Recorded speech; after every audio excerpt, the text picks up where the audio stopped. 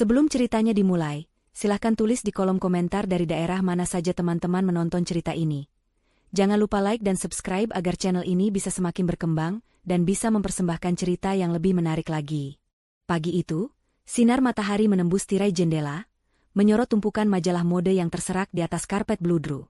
Ruangan megah itu adalah kamar tidur utama di sebuah rumah mewah yang dikelilingi taman terawat, sebuah istana modern yang menjadi saksi bisu kebahagiaan, atau setidaknya, apa yang tampak seperti kebahagiaan.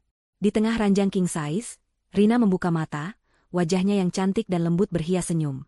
Di sisinya, suaminya, Andi, masih terlelap pulas. Rina memandangi wajah damai suaminya, hatinya dipenuhi rasa syukur. Rina, seorang wanita muda yang penuh pesona dan keanggunan, merasa seperti berada di puncak dunia. Pernikahannya dengan Andi, putra tunggal dari keluarga Wijaya yang sangat kaya dan terpandang, adalah impian banyak wanita. Mereka berdua adalah pasangan sempurna di mata semua orang.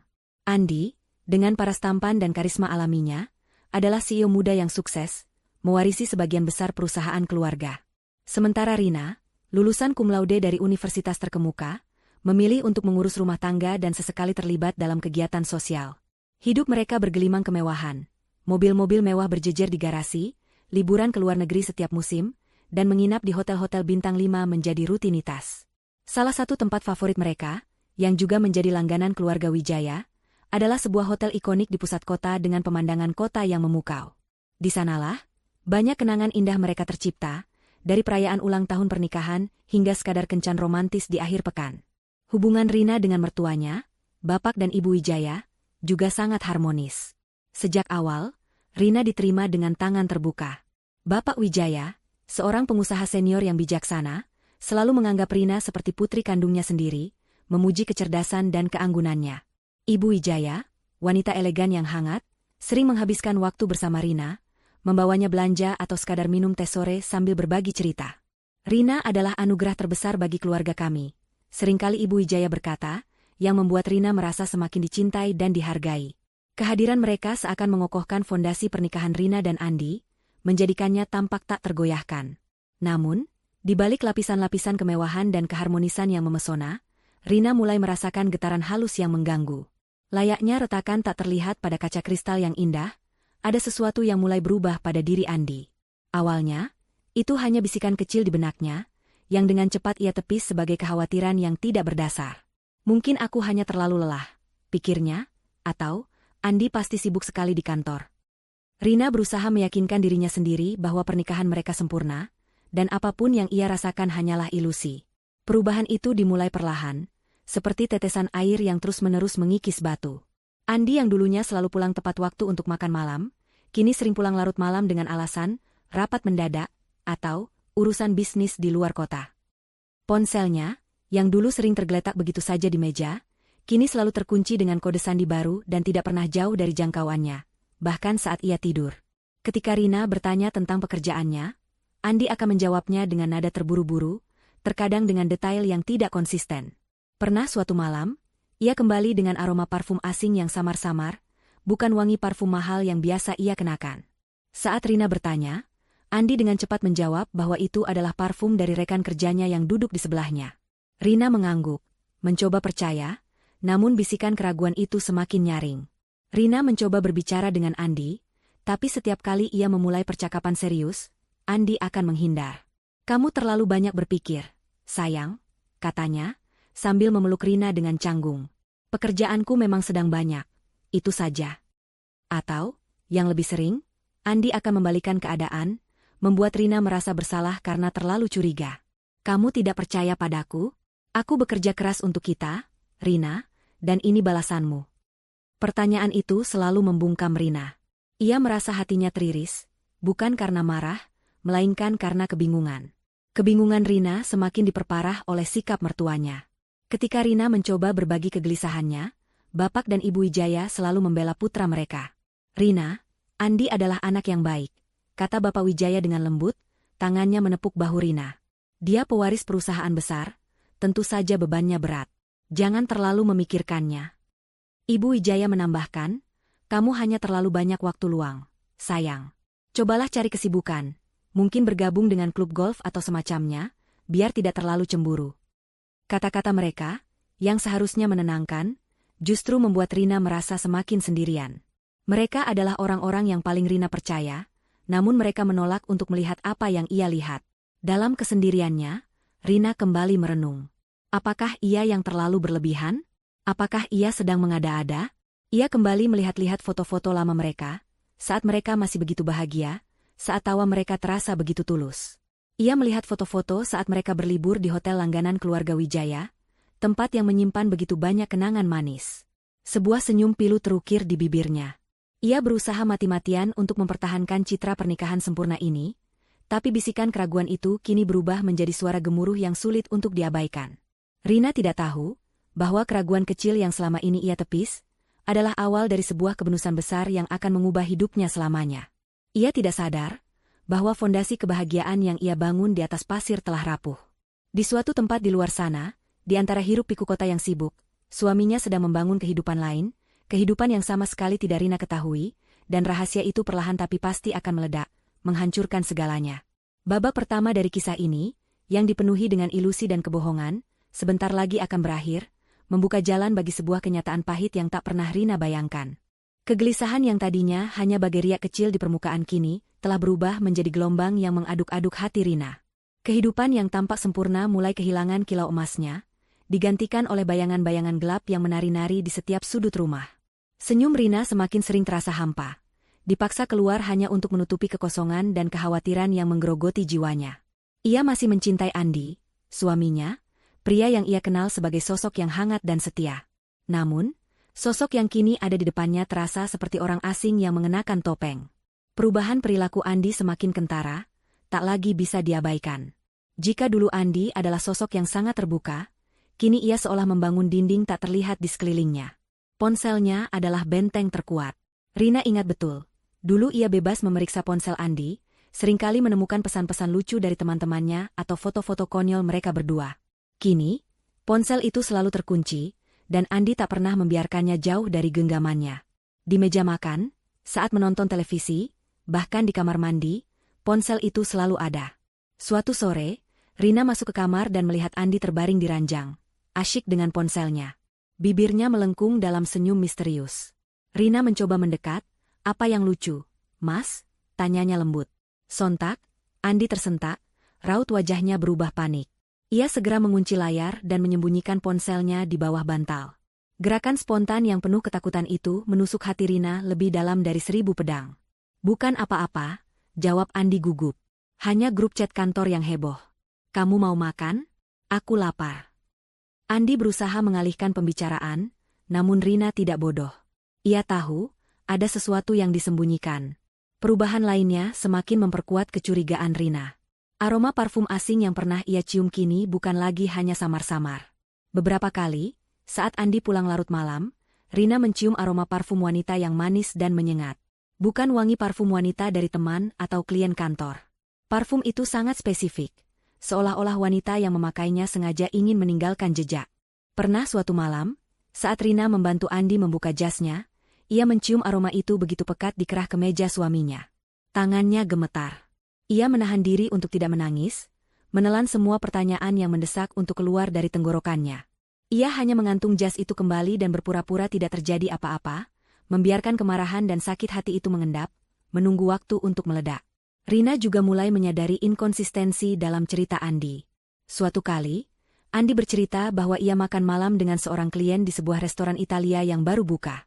Rina, yang kebetulan mengenal pemilik restoran itu, esok harinya bertanya tentang makan malam Andi. Pemilik restoran itu dengan sopan mengatakan bahwa ia tidak melihat Andi datang, dan bahkan restoran itu tutup lebih awal malam itu karena perbaikan pipa. Rina merasa dunia di sekelilingnya runtuh. Andi tidak hanya berbohong tentang keberadaannya, ia juga berbohong tentang detail terkecil dalam hidupnya. Setiap kebohongan adalah lubang yang semakin dalam, dan Rina merasa ia perlahan-lahan jatuh ke dalamnya. Merasakan dirinya semakin terperosok dalam jurang ketidakpastian, Rina mencoba lagi untuk berbicara dengan Andi, kali ini lebih tegas. "Mas, aku merasa ada yang berubah," katanya saat mereka duduk di ruang keluarga. "Kamu sering pulang larut, ponselmu selalu terkunci. Ada apa sebenarnya?" Andi menatapnya dengan pandangan dingin yang belum pernah Rina lihat sebelumnya. "Apa lagi ini, Rina? Kamu mulai lagi?" tanyanya, suaranya dipenuhi kejengkelan. Sudah kubilang, aku sibuk dengan pekerjaan. Apakah kamu tidak bisa percaya sedikit saja padaku? Aku bekerja keras untuk masa depan kita, untuk semua kemewahan yang kamu nikmati ini. Kata-kata Andi bagai pisau yang berputar di dalam luka. Rina tidak peduli dengan kemewahan, ia hanya menginginkan suaminya kembali. Aku hanya ingin tahu, Mas, aku istrimu. Andi tertawa sinis, istri macam apa yang tidak bisa percaya pada suaminya sendiri? Kamu ini terlalu posesif, Rina. Atau jangan-jangan kamu yang punya rahasia sehingga kamu berpikir semua orang juga sama. Ucapan Andi terasa seperti tamparan keras. Rina, yang tadinya mencoba mencari jawaban, kini justru disudutkan dan disalahkan. Ia merasa kecil, tidak berharga, dan seolah-olah ia adalah sumber masalahnya. Ia menelan air matanya, menatap wajah Andi yang kini penuh amarah dan tuduhan. Pria yang dulu ia cintai kini tidak lebih dari seorang manipulator ulung. Dalam keputusasaan, Rina mencoba mencari dukungan dari satu-satunya orang yang ia pikir bisa dipercaya, mertuanya. Rina datang ke rumah mereka, menceritakan semua kegelisahan dan kecurigaannya dengan hati-hati. Ia berharap mereka akan mendengarkan, bahwa mereka akan menjadi penengah yang adil. Namun, yang ia dapatkan justru sebaliknya. Bapak dan Ibu Wijaya, seperti biasa, membela putra kesayangan mereka mati-matian. Rina, kata Bapak Wijaya, suaranya terdengar jengkel. Andi tidak mungkin melakukan hal seperti itu. Kami membesarkannya dengan nilai-nilai yang kuat. Dia adalah pria terhormat. Ibu Wijaya menambahkan, suaranya terdengar lebih menuduh. Mungkin kamu terlalu lelah, sayang. Sejak menikah, kamu hanya mengurus rumah tangga. Otakmu jadi terlalu banyak berpikir. Kami percaya pada anak kami. Kamu seharusnya juga begitu. Kata-kata mereka menancap dalam-dalam di hati Rina. Ia tidak hanya merasa tidak didukung, ia juga merasa diremehkan dan disalahkan. Mereka berdua, yang selama ini ia anggap sebagai orang tua kandungnya, kini tampak buta oleh cinta mereka pada putra mereka. Mereka tidak melihat kesedihan di mata Rina. Mereka hanya melihat kecemburuan dan ketidakdewasaan yang mereka anggap tidak pantas bagi menantu mereka. Rina pulang malam itu dengan hati yang hancur. Bisikan keraguan di benaknya kini bukan lagi bisikan, melainkan raungan yang tak bisa dibungkam. Ia menyadari sesuatu yang mengerikan, ia sendirian. Dalam pernikahan yang seharusnya menjadi tempat ramahnya, ia justru merasa sangat terisolasi. Orang-orang yang seharusnya menjadi pilar kekuatannya justru menjadi tembok yang menghalanginya. Rina tidak punya siapa-siapa. Kesendirian itu membakar, menciptakan api kemarahan yang perlahan-lahan menyala di dalam dadanya. Ia tidak tahu apa yang harus ia lakukan, tapi satu hal yang ia yakini, ia tidak akan lagi menelan air mata dalam diam. Penderitaannya harus menemukan jalannya keluar, dan kebenaran yang selama ini ditutupi oleh kebohongan harus terungkap, bagaimanapun caranya. Setelah malam konfrontasi yang menyakitkan, Rina terperosok dalam kekosongan yang tak terhingga. Hatinya terasa remuk redam, diisi oleh campuran antara kekecewaan, rasa sakit, dan kemarahan yang membara. Kata-kata Andi dan mertuanya terus terngiang di telinganya, menyalahkan dan meremehkan perasaannya. Mereka telah membuat Rina merasa seperti orang bodoh, seorang istri yang terlalu posesif, pencemburu, dan buta oleh imajinasi liar. Namun, Rina tahu di dalam lubuk hatinya yang paling dalam, bahwa ia tidak gila. Bisikan keraguan itu bukan sekadar ilusi. Itu adalah peringatan yang nyata. Malam itu, dalam kesunyian kamar yang terasa begitu dingin, Rina membuat sebuah keputusan bulat. Ia tidak akan lagi menjadi korban yang pasrah. Ia harus mencari kebenaran, bukan hanya untuk dirinya sendiri, tetapi untuk membuktikan kepada mereka semua bahwa perasaannya valid, bahwa ia benar. Kesempatan itu datang beberapa hari kemudian. Andi pulang larut malam, tampak sangat lelah. Setelah mandi, ia langsung terlelap pulas. Napasnya terdengar berat. Ponselnya, yang selalu ia pegang erat, tergeletak di meja samping ranjang, layarnya menyala sebentar-sebentar menampilkan notifikasi yang datang. Jantung Rina berdebar kencang. Ia tahu ini adalah kesempatan satu-satunya. Dengan tangan gemetar, ia perlahan-lahan meraih ponsel Andi. Rasa bersalah mencoba membujuknya, mengatakan bahwa mengintip privasi suaminya adalah perbuatan tercela. Namun, suara hati Rina yang terluka berteriak lebih kencang, ini bukan lagi soal privasi, ini soal kebenaran. Ini soal harga dirimu. Rina tahu, ia harus berhati-hati. Ia mencoba beberapa kombinasi kode sandi yang mungkin, dari tanggal ulang tahun pernikahan mereka hingga ulang tahun Andi sendiri. Semua gagal. Keputusasaan mulai merayap naik, tetapi kemudian ia teringat sesuatu. Beberapa minggu lalu, ia pernah melihat Andi memasukkan kode sandi baru saat sedang menelepon. Gerakan jari-jari Andi begitu cepat, tetapi Rina sempat melihat sekilas polanya. Dengan napas tertahan, ia mencoba pola itu. Satu-satunya. Dan, klik ponsel itu terbuka. Layar utama menyambutnya, sebuah foto mesra mereka berdua di sebuah hotel mewah. Ironisnya, adalah hotel langganan keluarga Wijaya. Tangan Rina terasa lemas, namun ia harus melanjutkan. Ia membuka aplikasi pesan. Di sana, di antara obrolan-obrolan bisnis, ada satu nama yang terus muncul, Melati. Nama yang dulu pernah ia dengar dalam bisikan-bisikan keraguan. Rina mengklik obrolan itu, dan dunianya hancur berkeping-keping. Sayangku, semalam kamu luar biasa. Baca Rina, matanya terasa kabur oleh air mata. Aku tidak sabar untuk bertemu lagi. Balasan dari Andi, aku juga, Mel. Kamu membuatku gila. Sampai jumpa di tempat biasa. Air mata Rina mengalir deras, membasahi pipinya. Ia terus menggulirkan pesan-pesan itu, setiap kata adalah tusukan pisau yang menyakitkan. Ada janji-janji manis, kata-kata cinta, dan rencana-rencana masa depan yang seharusnya menjadi miliknya.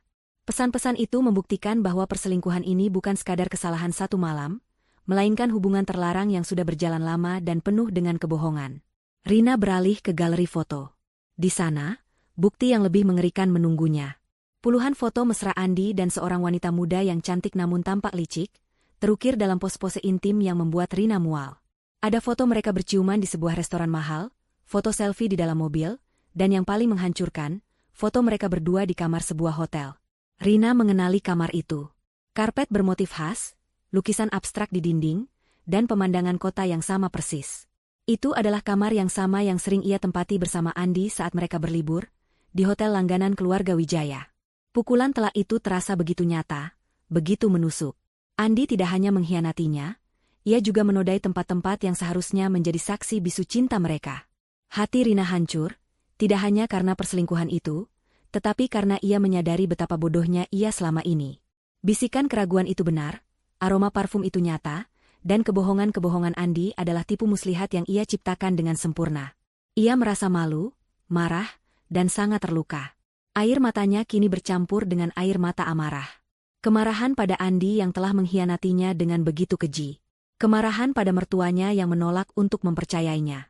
Kemarahan pada dirinya sendiri karena buta dan naif. Rina tidak bisa lagi menahan isak tangisnya. Ia menangis tanpa suara, membenamkan wajahnya di bantal agar Andi tidak terbangun. Saat itulah, sebuah ide gila namun brilian muncul di benaknya. Ia tidak akan mengkonfrontasi Andi sendirian.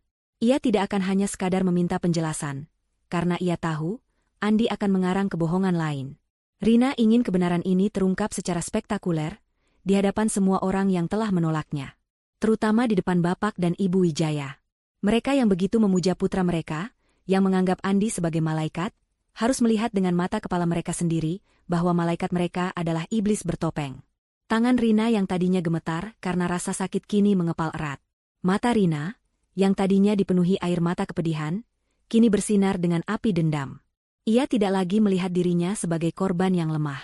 Ia melihat dirinya sebagai seorang pejuang yang telah mendapatkan senjata pamungkasnya, kebenaran. Ia akan memastikan bahwa kebenaran ini tidak hanya akan menghancurkan Andi, tetapi juga akan membuka mata semua orang yang selama ini telah membutakan diri mereka sendiri. Rencana balas dendam itu mulai terbentuk di benaknya, rumit, kejam, dan sangat memuaskan.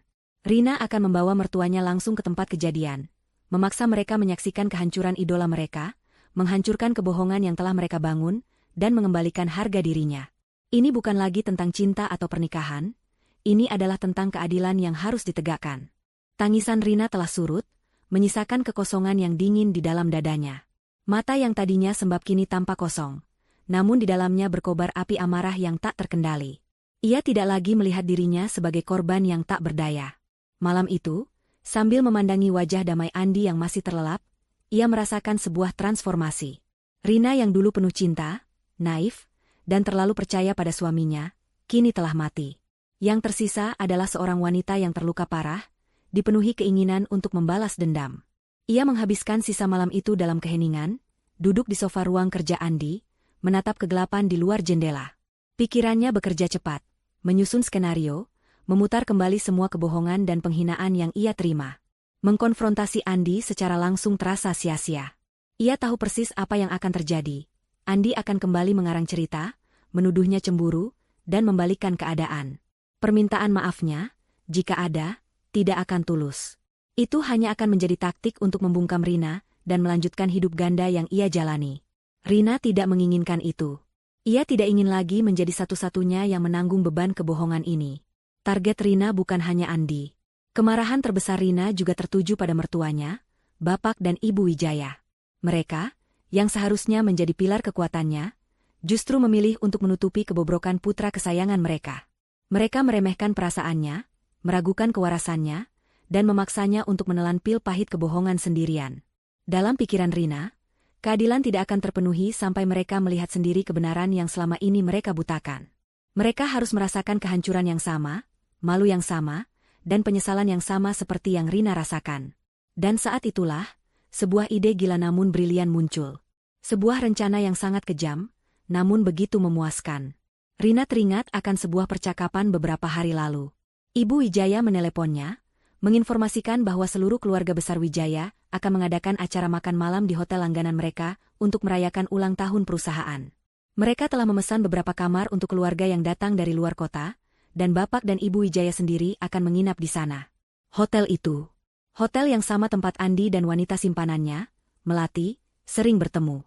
Hotel yang menjadi saksi bisu pengkhianatan suaminya. Senyum sinis terukir di wajah Rina. Ini adalah kesempatan emas. Ia tidak akan membawa Andi ke hadapan mertuanya. Ia akan membawa mertuanya langsung ke hadapan Andi dan selingkuhannya. Sebuah gagasan yang begitu kejam, begitu sempurna. Mereka harus menjadi saksi mata atas kehancuran yang selama ini mereka sangkal. Rina akan menyingkap tirai sandiwara keluarga sempurna ini, dan membiarkan mereka semua melihat betapa busuknya kebenaran di baliknya. Rina mulai menyusun rencananya dengan sangat hati-hati. Langkah pertama adalah mencari tahu jadwal Andi. Rina tahu Andi akan melakukan perjalanan bisnis ke luar kota. Menggunakan aksesnya sebagai istri, ia diam-diam membuka email Andi di komputer kantor yang terkadang ia gunakan.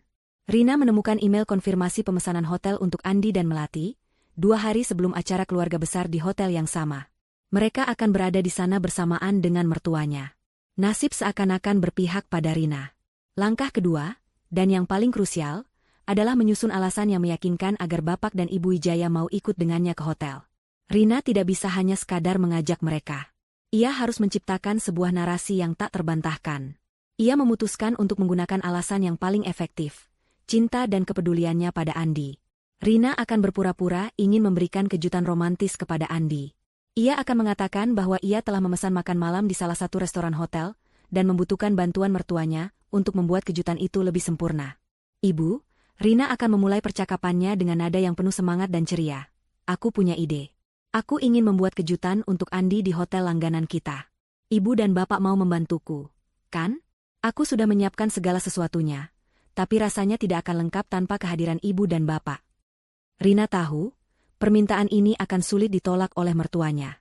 Mereka sangat mencintai Andi dan akan melakukan apa saja untuk melihat putra mereka bahagia. Ini adalah cara Rina memanipulasi kelemahan mereka, menggunakan cinta buta mereka terhadap Andi untuk menjerat mereka dalam perangkapnya. Mereka telah menggunakan cinta mereka untuk menutupi kebohongan Andi, dan sekarang, Rina akan menggunakan cinta itu untuk menyingkap kebohongan itu. Sepanjang malam, Rina terus merinci setiap detail. Ia akan membuat beberapa panggilan telepon palsu yang seolah-olah ia sedang berkoordinasi dengan pihak hotel, seolah-olah ia sedang merencanakan sesuatu yang besar. Ia bahkan akan membeli beberapa barang yang bisa digunakan sebagai properti, seperti balon-balon dan kue ulang tahun palsu, untuk membuat ceritanya semakin meyakinkan. Setiap gerakan, setiap kata, harus sempurna. Rina tidak boleh membuat satu kesalahan pun. Ini adalah pertaruhan terbesar dalam hidupnya.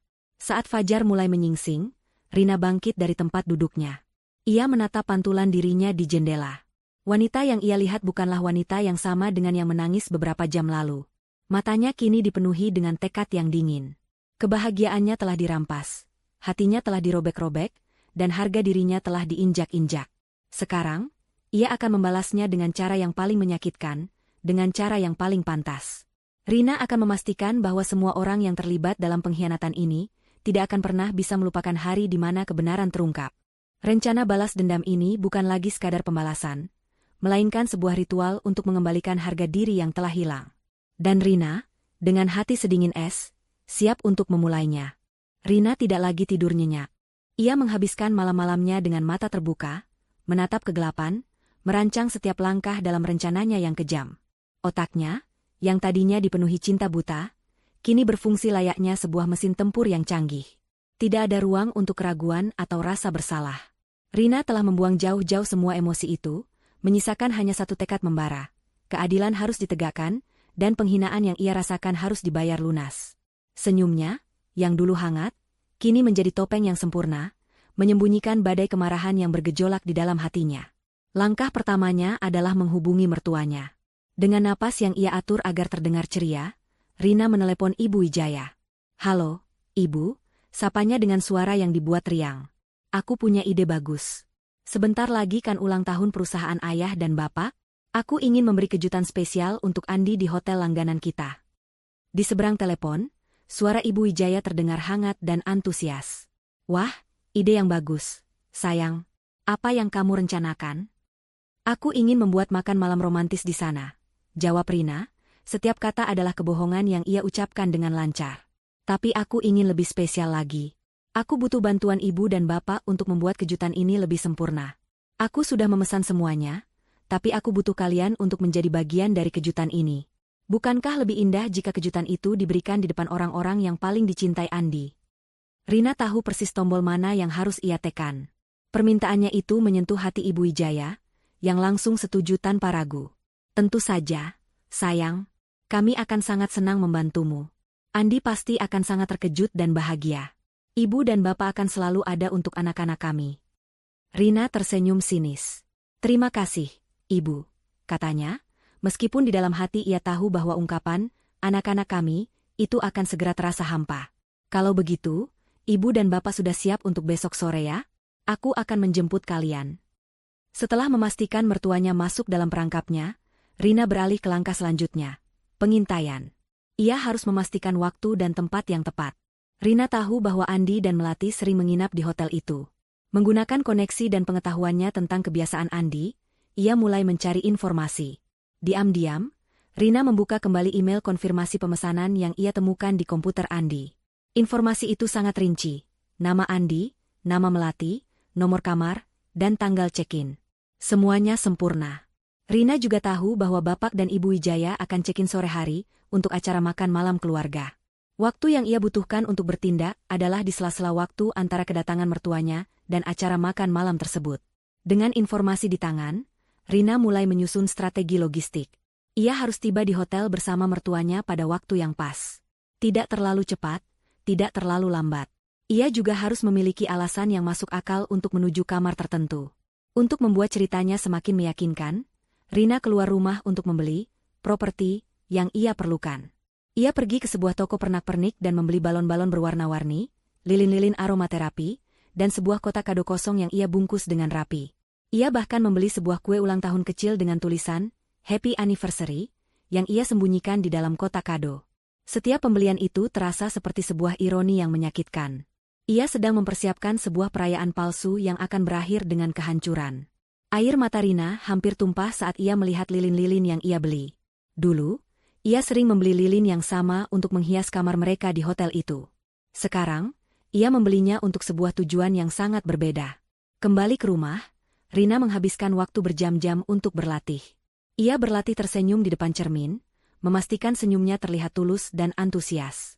Ia berlatih mengucapkan dialog-dialognya, memastikan tidak ada nada gugup atau marah yang keluar dari suaranya. Ia harus terlihat seperti seorang istri yang sedang merencanakan kejutan manis, bukan seperti seorang wanita yang sedang merencanakan balas dendam paling kejam. Rina bahkan membuat beberapa panggilan telepon ke hotel, menyamar sebagai asisten pribadi Andi, untuk mengonfirmasi detail pemesanan kamar Andi dan menanyakan apakah ada permintaan khusus. Ia menggunakan alasan untuk memastikan semua berjalan lancar, dan Andi tidak suka jika ada kesalahan.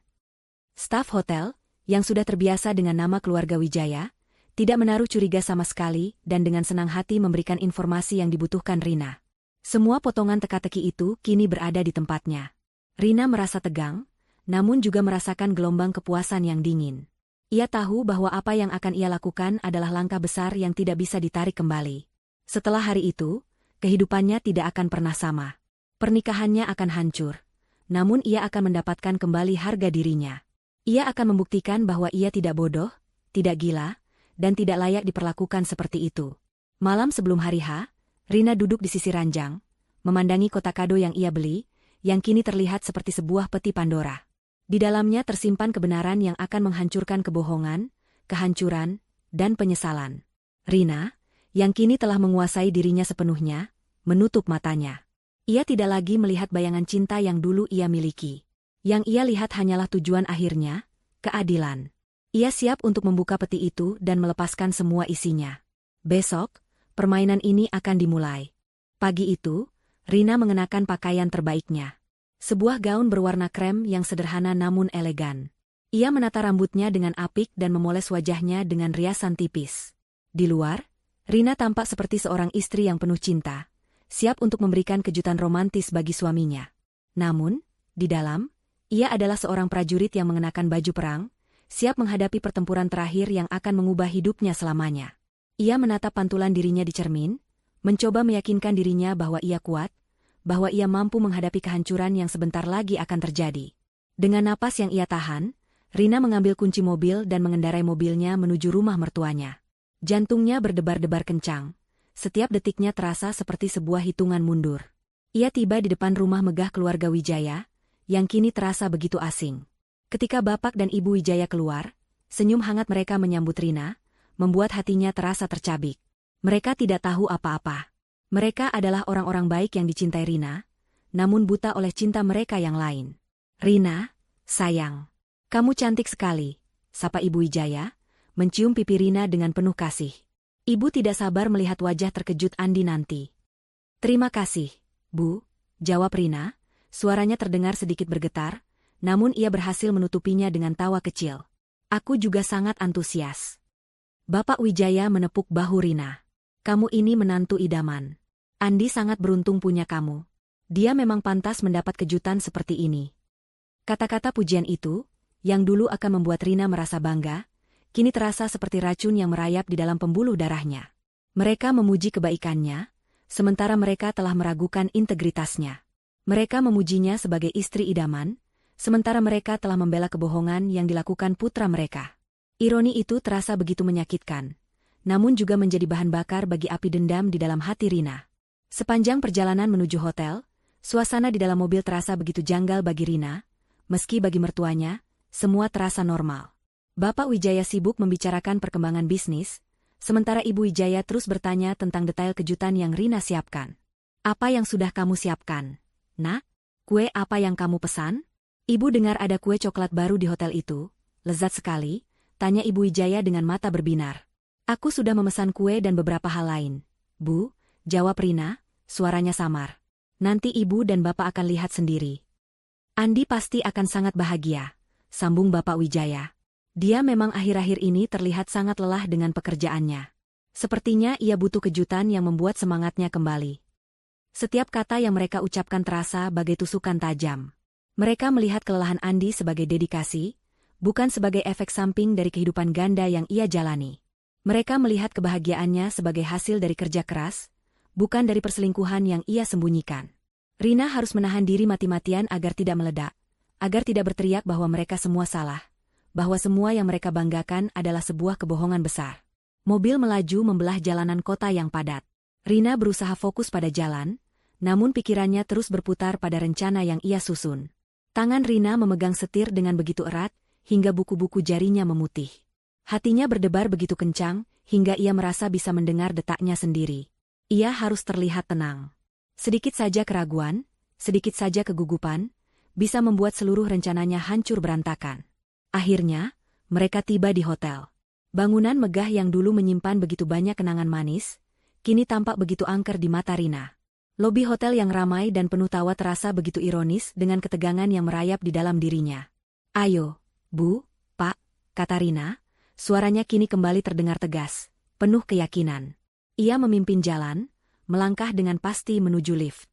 Mertuanya mengikutinya dengan antusias, mengira mereka akan menuju tempat yang indah. Mereka tidak tahu bahwa mereka sedang berjalan menuju sebuah jurang yang gelap. Di dalam lift, Rina menekan tombol lantai yang ia tuju. Lantai di mana Andi dan Melati berada. Di dalam ruang sempit itu, keheningan terasa begitu berat. Ibu Wijaya masih mencoba berbasa-basi, namun Rina hanya menjawabnya dengan gumaman-gumaman singkat. Ia tidak bisa lagi berpura-pura. Semua energinya terkuras untuk menjaga topeng kebahagiaannya agar tidak runtuh. Pintu lift terbuka. Mereka melangkah keluar.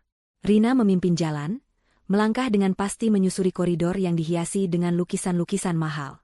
Setiap langkahnya terasa seperti sebuah keputusan. Setiap langkahnya terasa seperti sebuah penegasan. Ia semakin dekat, dan ia bisa merasakan adrenalinnya memompa. Di depan mereka, sebuah pintu dengan nomor yang Rina kenali dari foto-foto di ponsel Andi, dari email yang ia baca. Pintu itu tertutup rapat, seakan menyimpan sebuah rahasia yang mengerikan. Rina berhenti, menoleh ke belakang, menatap wajah mertuanya yang kini dipenuhi rasa ingin tahu. "Apa kita sudah sampai, Rina?" tanya Ibu Wijaya. Rina tidak menjawab. Ia hanya tersenyum. Senyum yang begitu dingin, begitu penuh dengan arti yang tak terucap. Ia tahu, perjalanan ini telah mencapai tujuannya. Kebenaran, yang selama ini tersembunyi, sebentar lagi akan terungkap. Koridor hotel yang mewah itu terasa begitu sunyi, seolah-olah seluruh dunia telah menahan napas. Di depan Rina dan mertuanya, terbentang pintu bernomor 403, sebuah pintu yang menyimpan rahasia kelam di baliknya. Detak jantung Rina berdentum kencang, suaranya terasa begitu nyaring di telinganya. Ia melirik wajah Bapak dan Ibu Wijaya, yang masih tersenyum penuh antisipasi, tidak menyadari bahwa di balik pintu itu, bukan kejutan manis yang menanti, melainkan sebuah bom waktu yang siap meledak. Rina menoleh ke arah mertuanya, senyum tipis terukir di bibirnya. "Sepertinya Andi ada di dalam, Bu," katanya, suaranya terdengar begitu tenang. "Mungkin dia sedang bersiap-siap untuk makan malam. Ayo, kita ketuk pintunya." Ibu Wijaya mengangguk dengan antusias. "Ayo, Bapak yang ketuk, ya."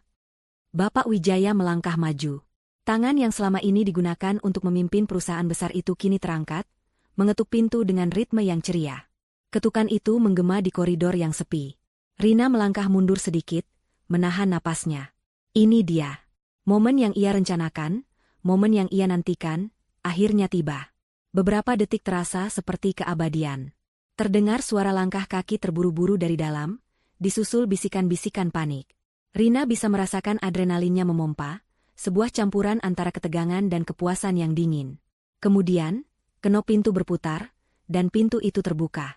Raut wajah Andi yang terkejut, panik, dan dipenuhi rasa takut menyambut mereka. Rambutnya berantakan, dan ia hanya mengenakan jubah mandi yang terbuka, memperlihatkan dadanya. Di belakangnya, dari balik bahu Andi, muncul seorang wanita muda. Rambutnya panjang terurai, dan ia juga hanya mengenakan jubah hotel yang terlihat acak-acakan. Wanita itu adalah Melati. Mata Melati membelalak kaget saat melihat Rina, dan kemudian, ia melihat Bapak dan Ibu Wijaya. Seluruh ruangan terasa beku. Waktu seolah berhenti berdetak. Andi adalah yang pertama menyadari kengerian situasi ini. Wajahnya memucat, matanya melotot, dan ia tidak bisa mengucapkan sepatah kata pun. Ia memandangi Rina, seolah bertanya mengapa Rina melakukan ini. Lalu ia beralih ke orang tuanya, mencoba menutupi pintu, mencoba menyangkal apa yang terlihat jelas. Namun, semuanya sudah terlambat. Bapak Wijaya, pria yang begitu terhormat dan bijaksana, terdiam membeku. Ekspresi wajahnya adalah perpaduan antara kebingungan, tidak percaya, dan kemarahan yang mendalam. Ia melihat putra kesayangannya, sang pewaris yang ia banggakan, dalam keadaan yang tidak senonoh, bersama seorang wanita yang bukan istrinya. Ibu Wijaya, di sisi lain, tidak bisa menahan emosinya. Sebuah jeritan kecil tertahan di tenggorokannya, disusul dengan kemarahan yang meledak. "Andi, apa-apaan ini?" teriak Ibu Wijaya, suaranya menggema di koridor. "Apa yang sedang kamu lakukan?" Andi, yang kini sudah sepenuhnya panik, mencoba mengarang alasan. "Ibu, Bapak, ini tidak seperti yang kalian pikirkan. Dia klienku. Kita baru saja selesai rapat." Tapi kebohongannya terdengar begitu hampa. Di belakang Andi, Melati mencoba melarikan diri, menyusup ke dalam kamar, namun Ibu Wijaya dengan cepat menahan pintu. "Jangan kabur kamu. Siapa kamu? Apa yang kamu lakukan dengan anakku?" Kemarahan Ibu Wijaya tidak lagi tertuju pada Melati, melainkan pada putranya sendiri. Ia menatap Andi, wajahnya penuh dengan kekecewaan dan amarah. "Andi, kamu sudah punya istri. Kamu sudah punya Rina. Kenapa kamu lakukan ini? Kami membesarkanmu bukan untuk menjadi bajingan seperti ini. Bapak Wijaya, yang masih terkejut, akhirnya menemukan suaranya. Andi, katanya, suaranya bergetar. Apakah ini alasan kamu sering pulang larut? Ini alasan Rina sering mengeluh? Ia menatap putranya, matanya dipenuhi dengan air mata kekecewaan. Ia telah membela Andi mati-matian, menganggap Rina terlalu berlebihan, dan kini, kebenaran yang kejam menamparnya begitu keras. Andi mencoba menarik jubahnya agar menutupi lebih banyak tubuhnya, tetapi usahanya sia-sia. Ia terperangkap, dihukum oleh mata orang tuanya sendiri. Ia menatap Rina, dan untuk pertama kalinya, ia melihat Rina yang baru. Rina tidak lagi meneteskan air mata. Wajahnya datar, matanya kosong, namun di dalamnya tersimpan sebuah kepuasan yang dingin. Rina tidak mengatakan apa-apa. Ia hanya berdiri di sana, menyaksikan kehancuran yang ia picu sendiri. Melati, yang kini terpojok di balik pintu, mencoba memberanikan diri. Tante, Om, ini semua salah paham. Kami tidak bermaksud.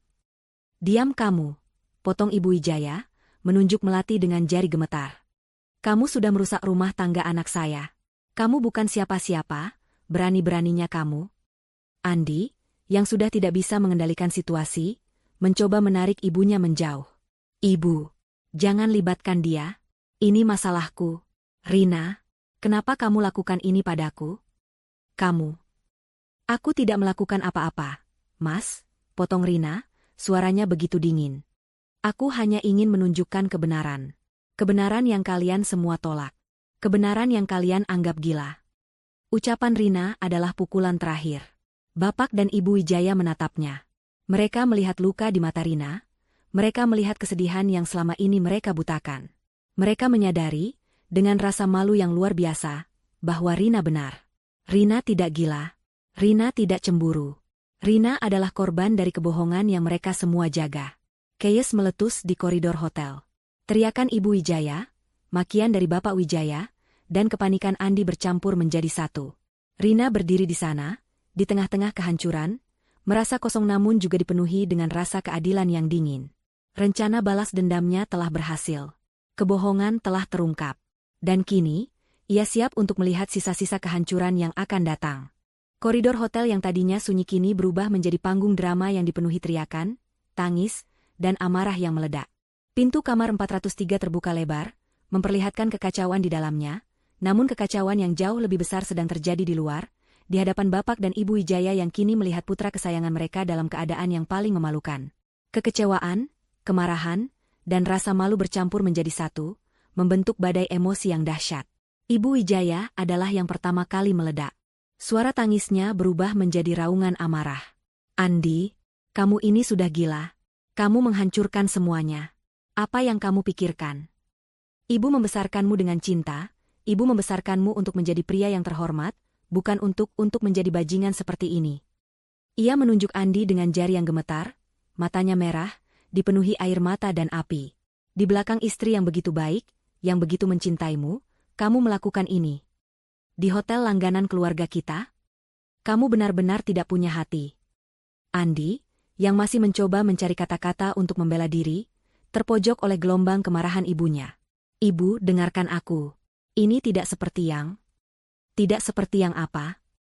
Mataku tidak buta, Andi. Ibu melihatnya dengan jelas. Kamu dengan wanita ini, di kamar hotel ini. Ibu Wijaya memotong, suaranya naik beberapa oktav. Ibu tidak bisa membayangkan betapa malunya ibu sekarang. Kamu mencoreng nama baik keluarga kita.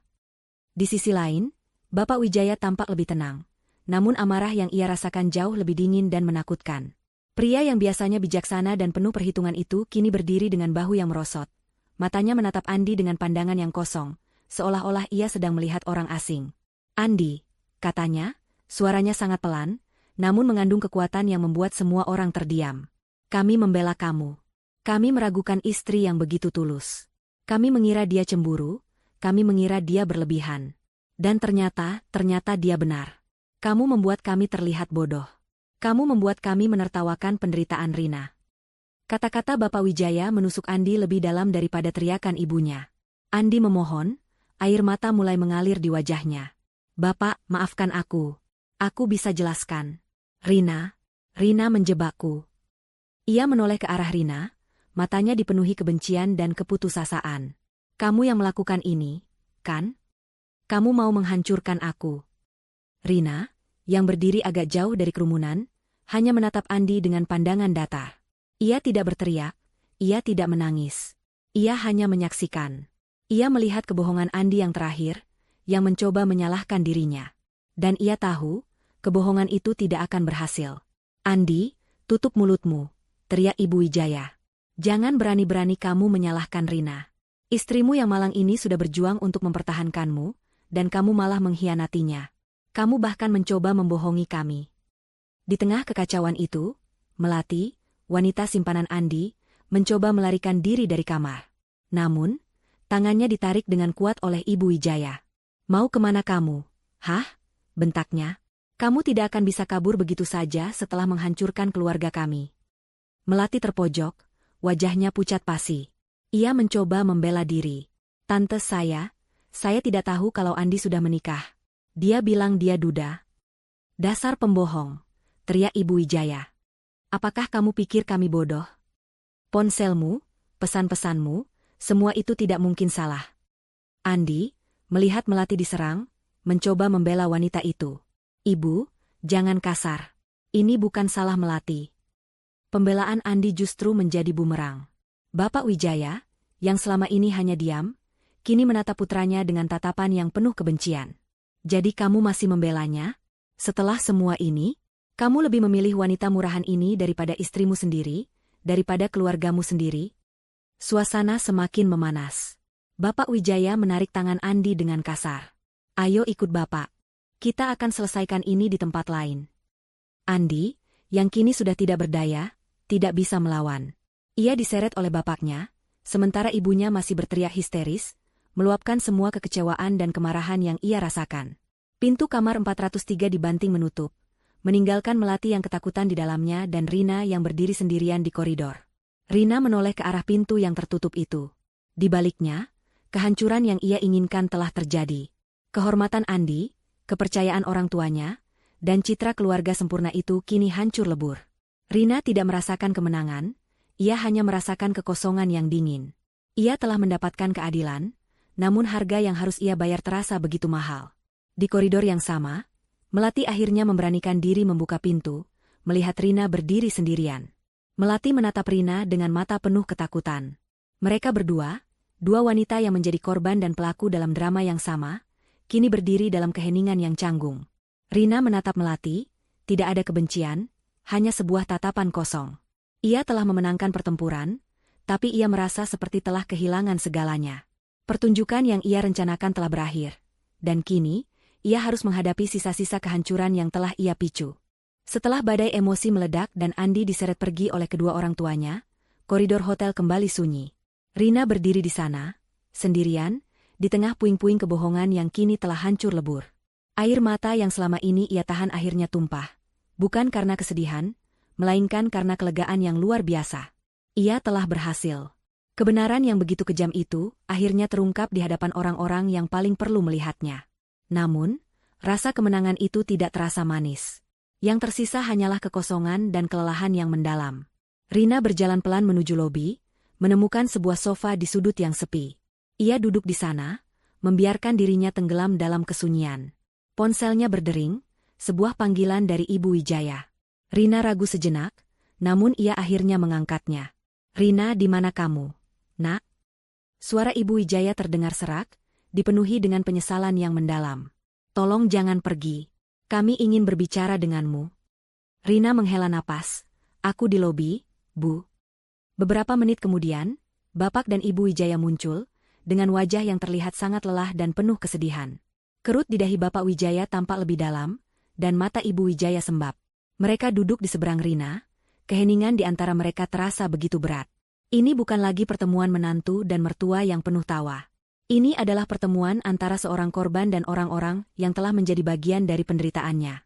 Ibu Wijaya adalah yang pertama membuka percakapan. Air matanya kembali mengalir. Rina, Ibu tidak tahu harus berkata apa.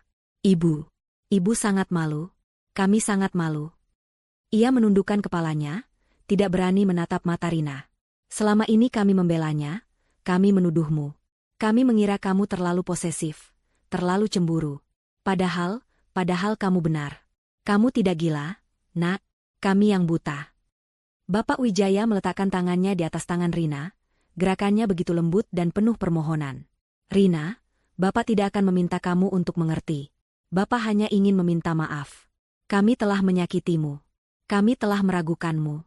Kami tidak percaya pada anak kami sendiri, dan kami bahkan tidak percaya pada menantu kami yang selama ini kami anggap putri sendiri. Pengakuan tulus itu membuat hati Rina yang beku perlahan mencair. Rina menatap wajah mereka yang dipenuhi rasa penyesalan. Ia melihat ketulusan di mata mereka, sebuah kejujuran yang tidak pernah ia dapatkan dari Andi. Selama ini, yang paling menyakitkan bagi Rina bukanlah perselingkuhan itu sendiri, tetapi rasa pengkhianatan dari orang-orang yang seharusnya menjadi sistem pendukungnya. Pengakuan mereka adalah validasi yang selama ini ia butuhkan. Aku hanya ingin kalian tahu kebenarannya, ujar Rina, suaranya bergetar. Aku tidak ingin kalian membela seseorang yang tidak pantas dibela. Kami tahu, kata Bapak Wijaya, suaranya parau. Kami tidak akan pernah lagi membela Andi. Dia sudah membuat kesalahan yang tak termaafkan. Kami sangat menyesal, Rina. Ibu Wijaya memeluk Rina, tangisnya pecah. Maafkan Ibu, sayang. Ibu terlalu mencintai Andi sampai buta. Ibu tidak melihat betapa menderitanya kamu. Ibu sudah salah. Sangat salah. Dalam pelukan itu, Rina merasa seperti beban berat di pundaknya terangkat. Ini adalah momen yang ia impikan sejak lama, momen di mana ia akhirnya dipercaya. Meskipun luka di hatinya masih menganga, pengakuan dan permintaan maaf dari mertuanya ini terasa seperti obat penenang yang sangat dibutuhkan. Rina membalas pelukan Ibu Wijaya, menangis bersama. Tangis ini bukan lagi tangis kesedihan, melainkan tangis yang dipenuhi dengan rasa lega. Setelah beberapa saat, mereka melepaskan pelukan. Ibu Wijaya menatap Rina dengan mata yang penuh kasih. Apapun keputusanmu, Nak, kami akan mendukungmu. Jika kamu ingin berpisah, kami akan mendampingimu. Jika kamu ingin memberinya kesempatan, kami juga akan menemanimu. Kami akan selalu ada untukmu. Kata-kata itu bagai seutas tali yang dilemparkan kepada seseorang yang hampir tenggelam. Rina, yang selama ini merasa sendirian, kini merasakan kehadiran sebuah pilar kekuatan yang baru dan tak terduga. Bapak dan Ibu Wijaya, yang tadinya menjadi bagian dari masalahnya, kini telah berubah menjadi sekutunya. Hubungan mereka telah teruji oleh api pengkhianatan, dan kini, hubungan itu tumbuh menjadi sesuatu yang lebih jujur, lebih tulus, dan lebih kuat. Rina menatap mereka berdua, air mata kembali mengalir di pipinya. Terima kasih, bisiknya, suaranya dipenuhi rasa syukur. Aku tidak tahu harus berkata apa. Tidak perlu berkata apa-apa, kata Bapak Wijaya, tangannya menggenggam tangan Rina dengan erat. Kamu sudah memberikan kami kebenaran. Sekarang giliran kami untuk memberimu keadilan. Malam itu, Rina tidak kembali ke rumah. Ia menginap di hotel yang sama, di kamar yang berbeda, ditemani oleh mertuanya. Selama ini, ia selalu berpikir bahwa setelah semua kebohongan terungkap, ia akan merasa kosong dan sendirian. Namun, yang ia rasakan justru sebaliknya. Ia merasa lebih ringan, lebih divalidasi, dan lebih kuat dari sebelumnya. Rina tahu, ia masih punya jalan panjang untuk pulih. Tapi kini, ia tidak lagi sendirian. Ia punya dua orang tua baru, yang kini berjanji untuk berdiri di sisinya, apapun yang terjadi. Malam di hotel itu terasa begitu panjang, namun juga penuh makna. Setelah percakapan yang penuh air mata dan penyesalan, Rina akhirnya bisa merasakan ketenangan yang telah lama hilang. Ia tidak kembali ke kamar yang ia tinggalkan bersama Andi. Bapak dan Ibu Wijaya telah memesankan kamar lain untuknya, tepat di sebelah kamar mereka. Dalam pelukan hangat dari mertuanya, Rina merasa seperti seorang anak yang kembali ke rumah setelah tersesat. Kebohongan telah terungkap, dan kini, ia tidak lagi sendirian. Pagi harinya, Rina terbangun dengan perasaan yang berbeda. Kekosongan di hatinya masih ada, namun kini diisi oleh rasa kekuatan yang baru. Ia melihat pesan masuk di ponselnya, puluhan pesan dari Andi yang dipenuhi kata-kata panik, permohonan maaf, dan tuduhan. Rina hanya membaca sekilas, hatinya kini sudah kebal. Kata-kata itu tidak lagi menyentuhnya. Bapak dan Ibu Wijaya datang ke kamar Rina, membawa sarapan. Wajah mereka masih terlihat lelah, namun mata mereka memancarkan kehangatan dan dukungan yang tulus. Kamu butuh ini, Nak, kata Ibu Wijaya, meletakkan nampan berisi bubur dan teh hangat di meja. Kamu harus makan. Selama sarapan, Bapak Wijaya memulai percakapan yang serius. Rina, kami sudah berbicara dengan Andi. Katanya, suaranya terdengar berat. Dia tidak punya alasan yang bisa dimaafkan. Kami sudah sangat kecewa. Bapak sudah mengatakan padanya bahwa ia harus menerima konsekuensi dari perbuatannya. Rina mendengarkan dengan seksama. Ia tahu, di balik suara Bapak Wijaya yang tenang, ada badai kemarahan dan kekecewaan yang jauh lebih besar.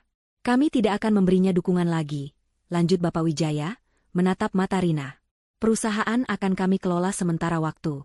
Kami akan memotong semua fasilitas yang selama ini ia nikmati.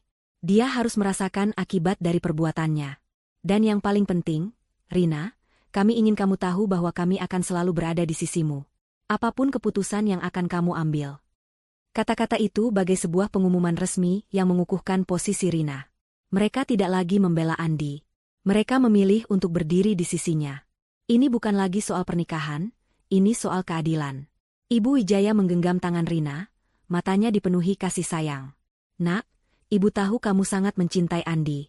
Tapi ibu juga tahu, cinta tidak seharusnya menyakitkanmu seperti ini. Jika kamu ingin mengakhiri pernikahan ini, kami akan mendukungmu sepenuhnya. Kami akan memastikan hak-hakmu terpenuhi, dan kamu tidak akan kekurangan apapun. Kami akan memastikan kamu tetap menjadi bagian dari keluarga ini. Rina terharu mendengar janji tulus itu. Selama ini, ia takut.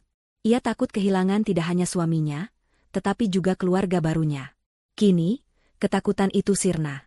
Ia memiliki dukungan yang tak terduga, dan itu memberinya keberanian yang ia butuhkan. Dengan hati yang mantap, Rina mengambil keputusan yang telah lama mengendap di dalam benaknya.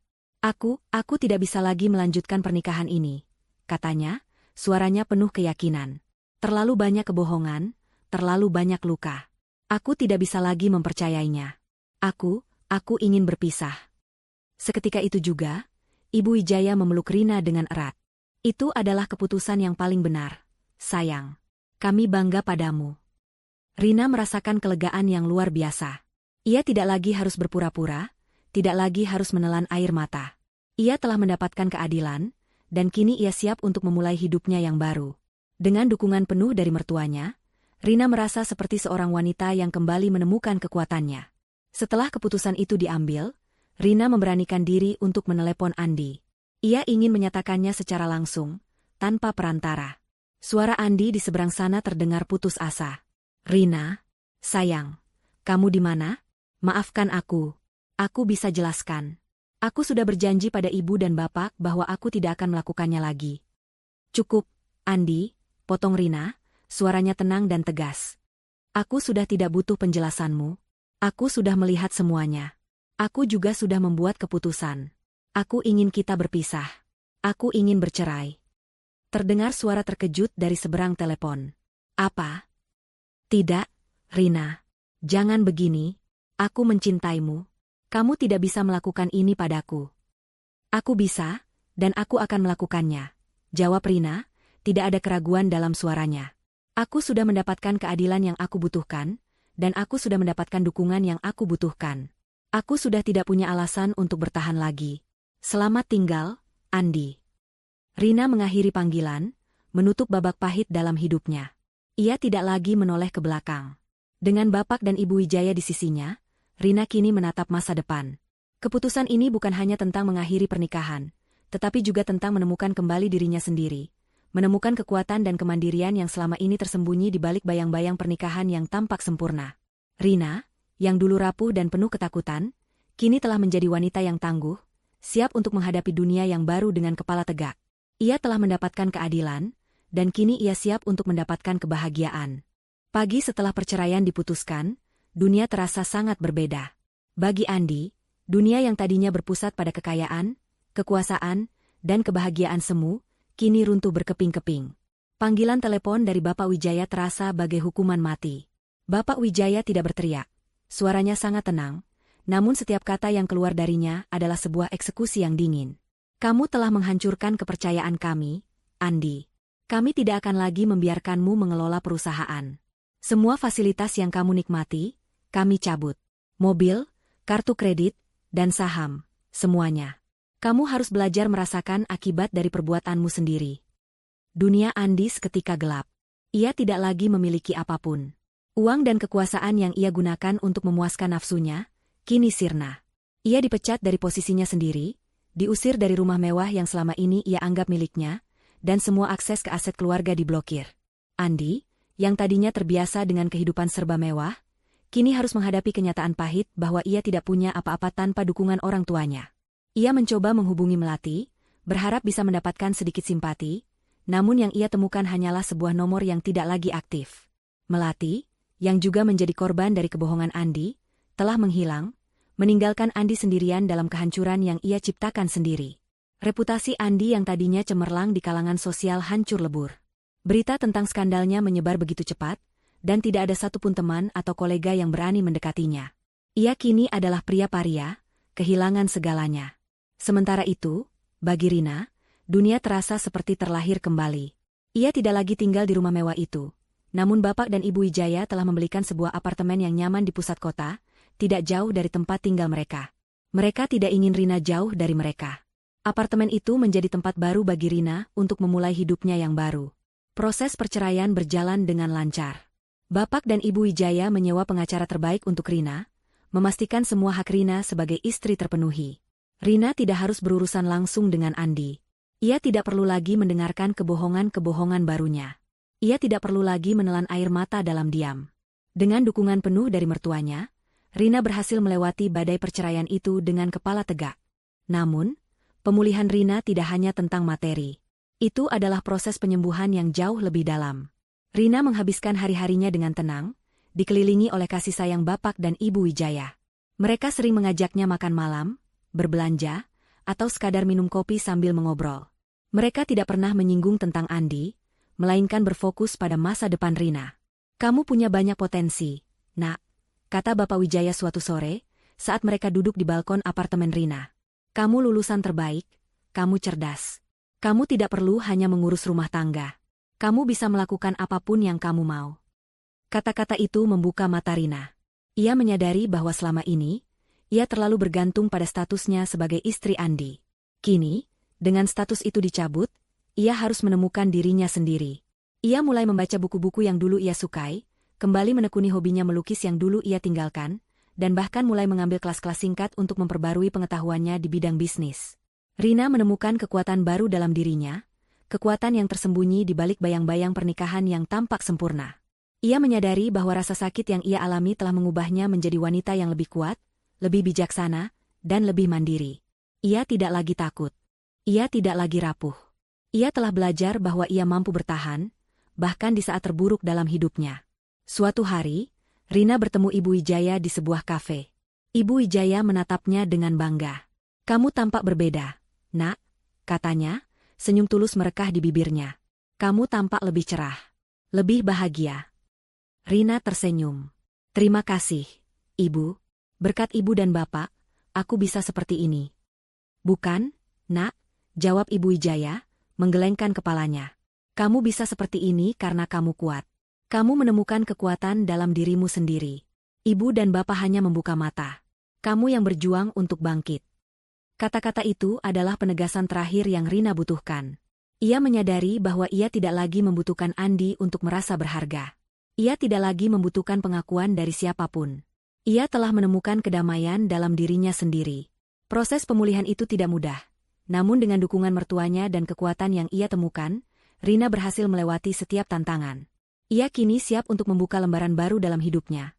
Sebuah lembaran yang ia tulis sendiri, tanpa campur tangan dari siapapun. Rina, yang tadinya seorang istri yang menderita, kini telah menjadi wanita yang bebas, mandiri, dan siap untuk meraih kebahagiaannya sendiri. Waktu adalah obat terbaik, demikian kata orang. Dan bagi Rina, waktu adalah pelukis yang paling mahir. Setahun telah berlalu sejak badai itu berlalu, dan hidup Rina kini adalah sebuah kanvas baru yang dihiasi dengan warna-warna cerah. Ia tidak lagi tinggal di apartemen yang diberikan oleh mertuanya, melainkan telah membeli sebuah rumah kecil yang nyaman, hasil dari kerja kerasnya membangun sebuah butik pakaian yang kini sukses. Rina, yang dulunya seorang istri yang hanya mengurus rumah tangga, kini adalah seorang pengusaha wanita yang mandiri, cerdas, dan penuh percaya diri. Cahaya mata Rina kembali bersinar, tawa lembutnya kembali terdengar tulus. Ia telah menemukan kedamaian dan kebahagiaan sejati, jauh dari bayang-bayang pengkhianatan. Keputusannya untuk memulai hidup baru telah mengubahnya menjadi versi terbaik dari dirinya sendiri. Ia belajar banyak, tidak hanya tentang bisnis, tetapi juga tentang dirinya. Ia menyadari bahwa ia mampu berdiri di atas kakinya sendiri, dan ia tidak membutuhkan siapapun untuk merasa utuh. Hubungan Rina dengan Bapak dan Ibu Wijaya justru semakin erat. Mereka adalah keluarga Rina yang sesungguhnya. Mereka sering datang ke rumahnya, membantu di butik, dan menghabiskan akhir pekan bersama. Mereka tidak lagi melihat Rina sebagai menantu, tetapi sebagai putri yang mereka sayangi. Mereka bangga dengan Rina yang mandiri, yang berhasil bangkit dari keterpurukan dan menemukan jalannya sendiri. Bagi mereka, Rina adalah anugerah terbesar dalam hidup mereka. Sebuah hadiah yang diberikan takdir setelah mereka kehilangan satu-satunya anak laki-laki yang mereka cintai. Keadilan memang telah terpenuhi. Andi, sang pewaris yang sempurna, kini tidak lebih dari bayangan dari dirinya yang dulu. Tanpa uang, tanpa kekuasaan, dan tanpa orang tua, ia terpaksa harus bekerja di sebuah perusahaan kecil dengan gaji yang pas-pasan. Ia kehilangan rumahnya, mobilnya, dan bahkan teman-temannya. Ia mencoba mencari melati, namun tak pernah berhasil menemukannya. Ia ditinggalkan, sendirian dalam kekosongan yang ia ciptakan sendiri. Reputasi buruknya membuatnya sulit mendapatkan pekerjaan yang layak, dan setiap hari adalah pengingat akan betapa bodohnya ia dulu. Andi, yang dulu begitu arogan, kini adalah pria yang rapuh, penuh penyesalan, dan kehilangan arah. Hukuman terberat baginya bukanlah penjara, melainkan kehidupan itu sendiri, di mana ia harus hidup setiap hari dengan ingatan akan semua yang telah ia hancurkan. Suatu sore, saat Rina sedang dalam perjalanan pulang dari butiknya, ia melihat sebuah pemandangan yang membuat hatinya terasa hampa. Di halte bus, seorang pria lusuh sedang duduk, menundukkan kepalanya.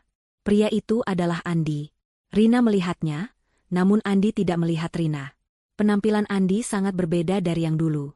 Jas mewahnya telah diganti dengan kemeja yang kusut, dan wajah tampannya kini dipenuhi dengan bayangan gelap dan kesedihan. Rina hanya menatapnya dari dalam mobilnya, tanpa amarah, tanpa rasa benci. Ia hanya merasakan sebuah kesedihan yang dingin.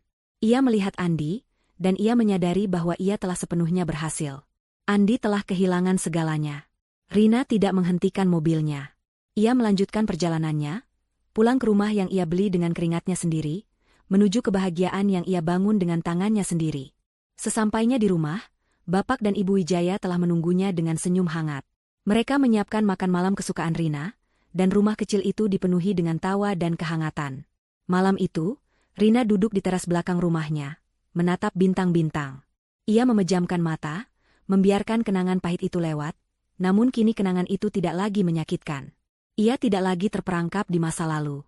Ia telah bangkit, telah mendapatkan keadilan, dan telah menemukan kebahagiaan sejati.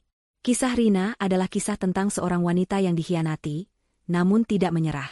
Kisah tentang seorang wanita yang mengubah rasa sakit menjadi kekuatan, air mata menjadi senyuman, dan kehancuran menjadi kebangkitan. Rina tidak lagi melihat dirinya sebagai korban. Ia adalah pahlawan dalam kisahnya sendiri. Dan di akhir cerita ini, ia telah memenangkan segalanya. Ia telah mendapatkan keadilan yang terpuaskan, dan sebuah kehidupan yang jauh lebih bahagia dan bermakna dari yang pernah ia bayangkan. Kisah ini berakhir dengan Rina yang menemukan kedamaian, dan Andi yang harus hidup dalam penyesalannya selamanya.